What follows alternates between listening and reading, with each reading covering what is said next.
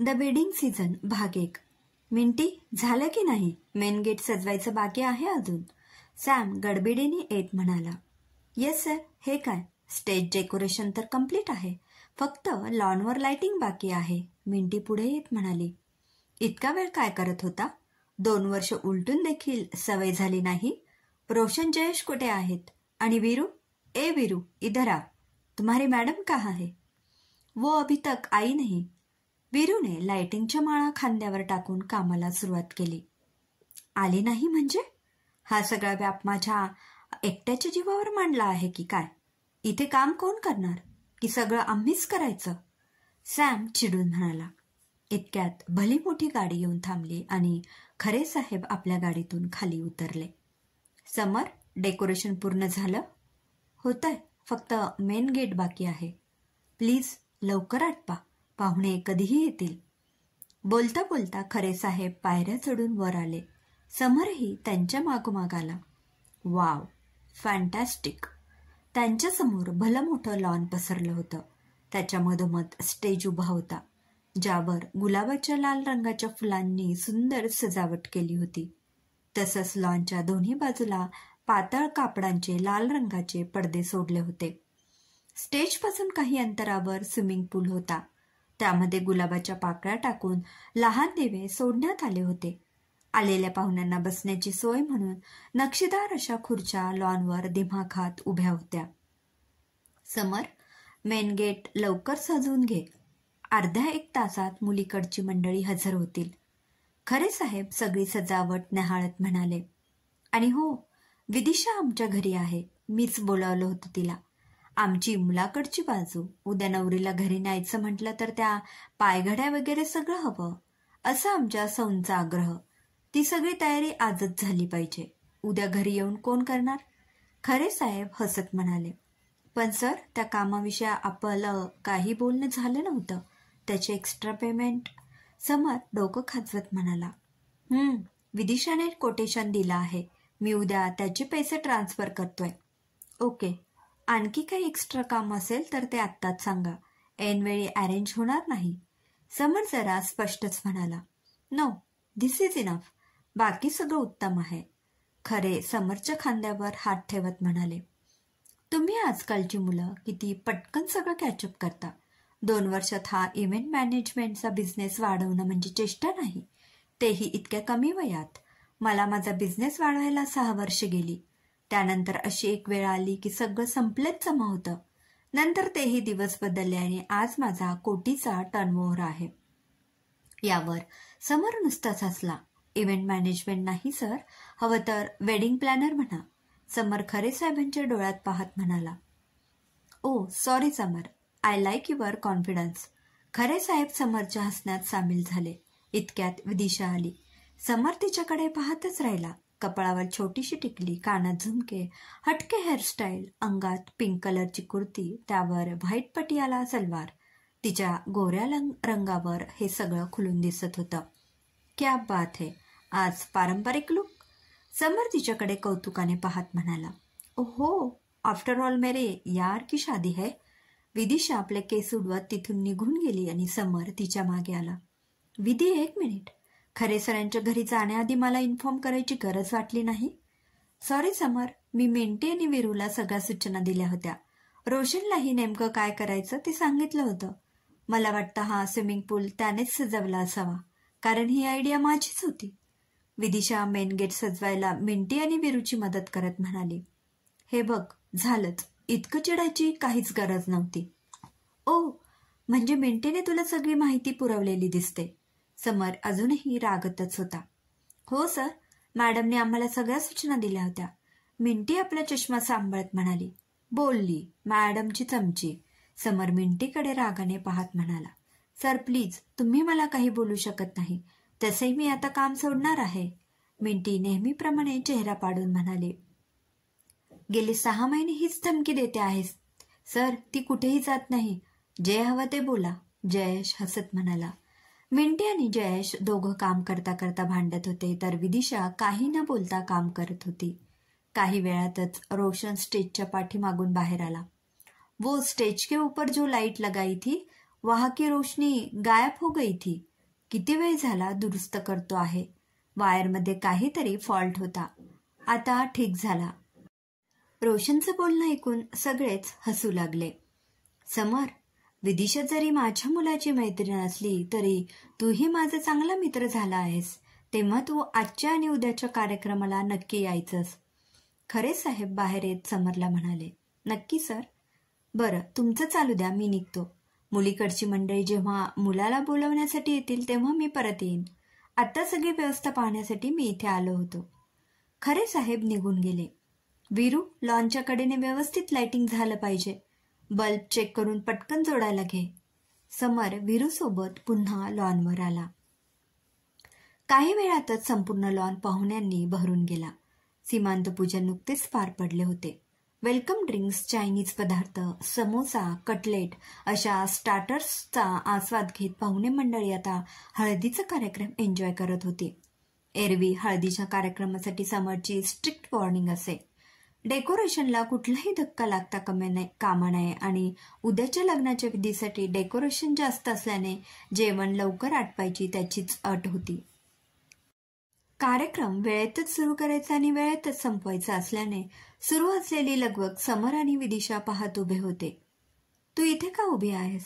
जा, तुझ्या मित्राचं लग्न आहे ना? समर आपले डोळे बारीक करत विदिशाला म्हणाला. आहे खरं, पण त्याची ती मित्रमंडळी मला बरी वाटत नाहीत.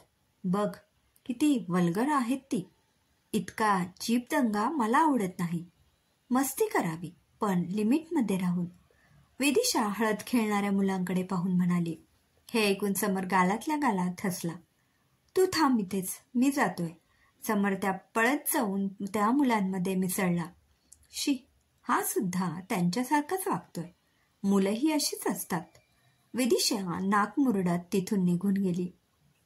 रात्री उशिरा लग्नविधीचा मंडप सजला आणि विदिशाने निश्वास सोडला. समर कुठे दिसत नव्हता म्हणून ती त्याला शोधत बाहेर आली. मॅम, निघायचं का? मिंटी सॅक पाठीवर टाकून बाकी सामान घेत म्हणाली.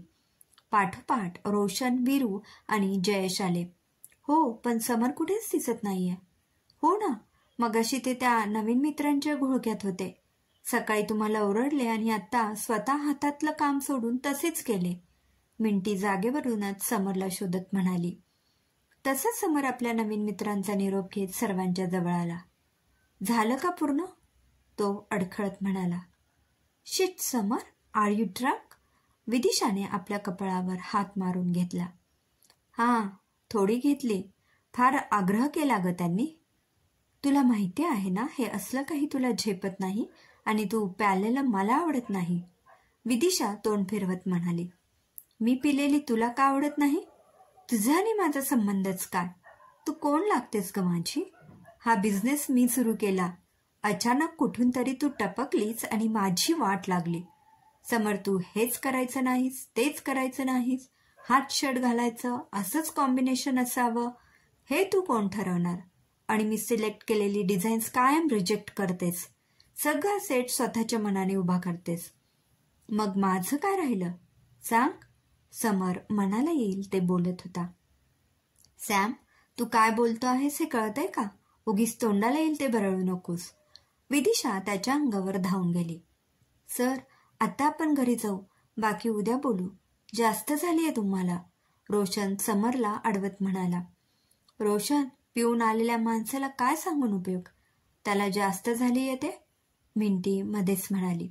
ए, ही कशाला बोलते रे मध्येच? बघावं तेव्हा आहेच हिचं. समरला पुढे काय बोलावे ते कळेना. तो तसाच मिंटीकडे पाहत उभा राहिला. मी बोलणार, कारण तुम्ही चुकलात आणि मला जास्त बोलायचं नाहीये. हा, तसेही मी काम सोडणार आहे. ए जा, आत्ताच्या आत्ता जा. उद्या पुन्हा तोंड दाखवलंच तर याद राख. समर धडपडत मिंटीला ढकलत म्हणाला. समर, स्टॉप इट. उद्या तीच काय, मी सुद्धा येणार नाहीये. जातोय आम्ही. मला तुझं तोंडही बघायची इच्छा नाहीये. विदिशा मिंटीला घेऊन तिथून निघाली. परिस्थिती पाहून जयेशने समरची कार काढली. मॅम, तुम्ही दोघी गाडीत बसा. इतक्या रात्री आम्ही तुम्हाला असे जाऊ देणार नाही. मी या गाडीत बसणार नाही. विदिशाने कॅब बुक केली. कोणीच ऐकणार नाही. दोघेही अगदी एकसारखे आहेत, पण हे दोघेही मान्य करणार नाहीत. जयेश हात जोडून म्हणाला, वीरू, तू मॅडमसोबत कॅबने जा. मी आणि रोशन सरांना घरी सोडतो. समर शुद्धीत नव्हता आणि तो जे काही बोलला त्याचा राग मनात धरून विदिशा कॅबमध्ये बसली. पुन्हा कधीच समरचा चेहरा बघणार नाही हा निश्चय करूनच. दुसऱ्या दिवशी समरला जाग आली तेव्हा त्याचं डोकं खूप दुखत होतं. 8 वाजून गेले होते. मुहूर्त 11 वाजताचा होता. गडबडीने तो आवरायला उठणार इतक्यात फोन वाजला. हॅलो सर, कधीपासून फोन करतो आहे मी. इथे एक प्रॉब्लेम झालाय. आपण काल रात्री लावलेल्या सेटचा बराचसा भाग कोसळला आहे. तुम्ही जमेल तितक्या लवकर निघा. रोशन त्याला बोलण्याची संधी न देता म्हणाला. रोशनचं बोलणं ऐकून समर पटकन आवरायला पळाला. विदिशाला फोन करावा म्हणून तो बाथरूममधून पुन्हा पळत बाहेर आला. काही प्रॉब्लेम असेल तर ती चुटकीसरशी सोडवत असे. त्याने खूप वेळा विदिशाला फोन ट्राय केला, पण ती फोन उचलत नव्हती. विदिशा फोन उचलत नाही म्हणून त्याने मिंटीला फोन लावला. सर, आता का फोन करताय? मी काल रात्रीत तुमचं बोलणं अजून विसरले नाहीये आणि मॅमही विसरल्या नसतील, मिंटी रागाने म्हणाली. 2 मिनिट समरला ती काय बोलते हेच कळेना. ओ, कालच्या प्रकाराबद्दल सॉरी मिंटी. मी ते ड्रिंक्स. सर, मला काहीही बोलायचं नाहीये आणि ऐकायचंही नाही. आजपासून मी तुमच्या कामासाठी अवेलेबल नाहीये. तेव्हा तुम्ही मला इथून पुढे प्लीज फोन करू नका. मिंटीने समरचं बोलणं ऐकून न घेता फोन ठेवून दिला. काल मी काय बोललो हेच मला नीट आठवत नाहीये, म्हणून तर विधी फोन उचलत नाहीये. समर स्वतःशी बोलत आवरून बाहेर पडला. समर, थांब जरा. समरला बाहेर पडताना पाहून अपर्णाताई त्याच्या मागे आल्या. आता काय आई, दिसत नाहीये का मी गडबडीत आहे? समर गाडीत बसत म्हणाला. आईचे पुढचे बोलणे न ऐकताच त्याने गाडीला स्टार्टर मारला देखील. अरे ऐकून तर घे. अपर्णाताई बाहेर आल्या तेव्हा समरची गाडी पुढे निघून गेली होती. कसा मुलगा आहे हा, काही ऐकल तर शपथ. कामाच्या ठिकाणी असलं कॉम्बिनेशन कोणी घालून जातं का? सगळे हसतील त्याला. विदिशा आहे म्हणा त्याला सांभाळून घेण्यासाठी, नाहीतर माझा भरकटलेला मुलगा कधीच हाताबाहेर गेला असता. अपर्णाताई स्वतःशीच बोलत आत आल्या. समोर पोहोचला तेव्हा सारं काही नीट होतं. रोशन, इथे तर सगळं ठीक आहे, मग फोन का केला होता? सर, ते विदिशा मॅडम आल्या म्हणून बरं झालं, नाहीतर सगळंच बदलावं लागलं असतं. थीम थोडी चेंज झाली, पण काही हरकत नाही. लग्नाची विधी आता कधीही सुरू होतील. पण सर, विदिशा मॅम म्हणतात तेच खरं. तुम्ही हे जे कॉम्बिनेशन केलं आहे ते तुम्हाला बिलकुल सूट होत नाहीये. निदान या लग्नासारख्या समारंभात तरी नक्कीच नाही. तुम्हीच बघा कसं दिसतंय ते. रोशन आपलं हसू आवरत म्हणाला. तेव्हा कुठे समरचं लक्ष आपल्या ड्रेसकडे गेलं. Blue shirt and white pant. तो स्वतःशीच हसला. हाय विधी. समरचे लक्ष विदिशाकडे जाताच त्याने हात हलवून तिला हाय केलं, पण ती मात्र तोंड फिरून तिथून निघून गेली. सर, त्या आज येणारच नव्हत्या, पण सकाळी तुम्ही फोन उचलला नाही म्हणून नाईलाजाने त्यांना फोन करावा लागला आणि शेवटी त्यांच्या मित्राचं लग्न होतं म्हणून त्यांना यावं लागलं. रोशन म्हणाला. ती काय येणार नव्हती? समरनं समजून म्हणाला. आठवतंय, काल रात्री तुम्ही त्यांना बरंच काही बोललात. त्यानंतर त्या आपल्यासोबत काम करणार नाहीत असं त्यांनी कालच सांगितलं आहे. रोशन आपलं हसू आवरत म्हणाला. आता समरला काल रात्री काय काय घडलं हे थोडं थोडं आठवायला लागलं. मिंटीला आपणच जायला सांगितलं हे त्याला आठवलं, मात्र विदिशा नक्की का चिडली हे मात्र त्याला आठवेना. विधी, 1 मिनिट थांब. तिला बराच वेळ शोधून समर थकला होता. ऐक, काल रात्री मी काय बोललो हे मला नक्की आठवत नाहीये, पण त्यासाठी सॉरी. समर आपले कान पकडत म्हणाला. मला काहीही बोलायचं नाही. प्लीज समर, तू जा इथून. विदिशाच्या डोळ्यात पाणी आलं होतं. आणि हो, मी उद्यापासून तुझ्यासोबत काम करणार नाही हे लक्षात ठेव. सॉरी ना विधी, खरंच मला आठवत नाहीये मी काय बोललो ते. त्या तुझ्या मित्राच्या मित्रांनी काल फार आग्रह केला, मला नाही म्हणता आलं नाही. प्लीज चिडू नको ना. तू माझ्यासोबत नसेल तर बघ काय काय होतं ते. आज तुझं माझ्या ड्रेसिंग सेन्सकडे अजिबात लक्ष नाहीये. समर स्वतःला निहाळत म्हणाला. ब्ल्यू शर्ट आणि व्हाईट पॅन्ट, काय यार, किती चीप दिसतं आहे ते. ऑकवर्ड होत नाहीये का तुला? सगळी लोक तुझ्याकडे विचित्र नजरेनेच बघत आहेत. प्लीज मला आत्ता अजिबात ओळख दाखवू नकोस. विदिशा समरकडे पाठ फिरून उभी राहिली. ओके, मी जातोय आणि थँक्स सकाळी सेट पुन्हा नव्याने उभा केल्याबद्दल. आज तू खूप छान दिसते आहेस विधी. समर विदिशाच्या कानाजवळ येऊन हळूच म्हणाला आणि पटकन तिथून निघूनही गेला. तशी विदिशा मागे वळून म्हणाली, इव्हेंट मॅनेजमेंटचा सेन्स आहे. इथलं सगळं कॉम्बिनेशन अगदी छान जमतं, पण ड्रेसिंग सेन्स अजिबात नाही. समर, कसं होणार तुझं? ती गालातल्या गालात हसत म्हणाली. लग्नाची विधी पार पडले. खरे साहेबांनी समरचे तोंड भरून स्तुती केली आणि त्यांनी विदिशाच्या हातात 20,000चा चेक ठेवला. हे एक्स्ट्रा पेमेंट. सगळं आवरून समर आणि विदिशा ऑफिसवर आले. मी इथे आले म्हणजे माझा तुझ्यावरचा राग गेला असं समजू नकोस. मी कालचं तुझं बोलणं विसरले नाहीये. बरं, त्यातले 10,000 दे. मिंटीची पेमेंट देऊन टाकू. ती उद्यापासून येणार नाही म्हणते. विदिशा फाईल चाळत म्हणाली. ती कशी येत नाही हेच बघतो. खरं सांगायचं तर तुझ्या विना आणि मिंटी विना मी अपूर्ण आहे, कारण तुम्ही दोघे आपापल्या कामात परफेक्ट आहात. मी तिलाही सॉरी म्हणेन, पण मला आणि या ऑफिसला सोडून जाऊ नका.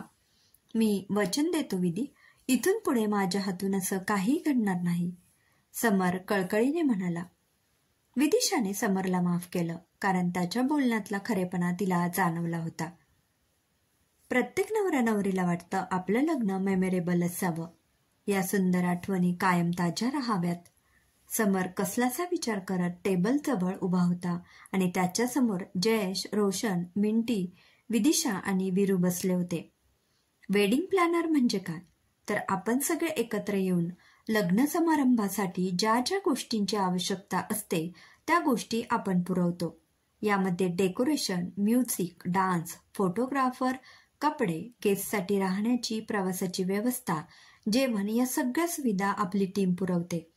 आपण आपली वेबसाईट मागच्या वर्षी लॉन्च केली.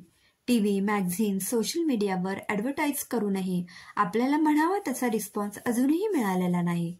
आपल्या प्लॅनरची माउथ पब्लिसिटी म्हणावी तशी झाली नाही. यावर उपाय म्हणून आजची ही मीटिंग बोलावली आहे. कोणाला काही बोलायचं असल्यास बोलू शकता, काही आयडिया असल्यास सुचवू शकता. समर विचार करत म्हणाला. सर, मला वाटतं डेकोरेशनचा बराचसा भाग कोसळला. तशी घटना पुन्हा घडायला नको.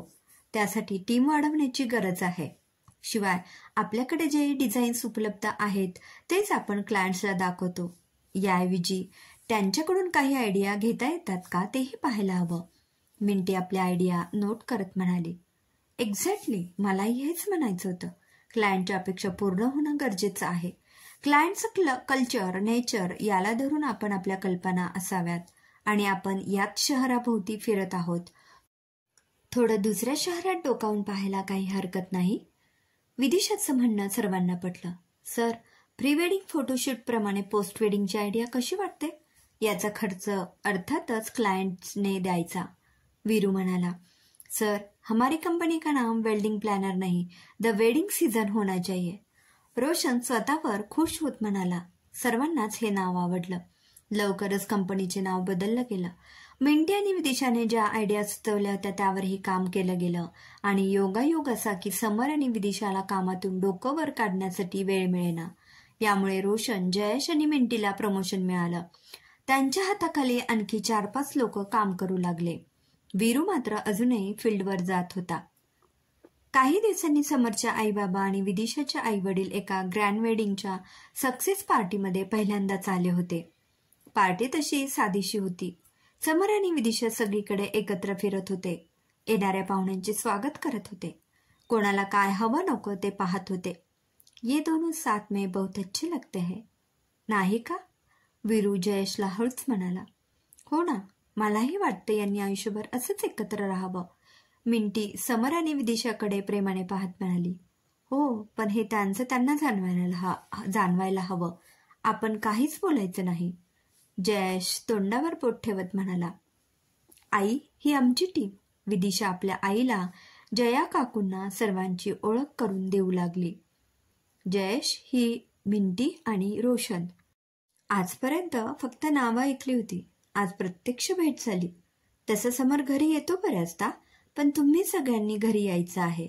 त्यानिमित्ताने आपल्या भरपूर गप्पा होतील आणि तुम्हा सगळ्यांची छान ओळखही होईल.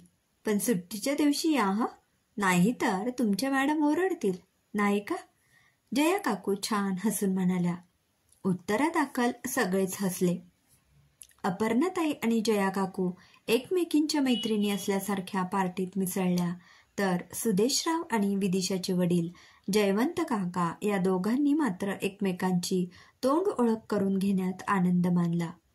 क्रमशः लेखिका सायली जोशी. श्रोते हो, कसा वाटला कथेचा हा पहिला भाग कमेंटमध्ये अवश्य कळवा. धन्यवाद.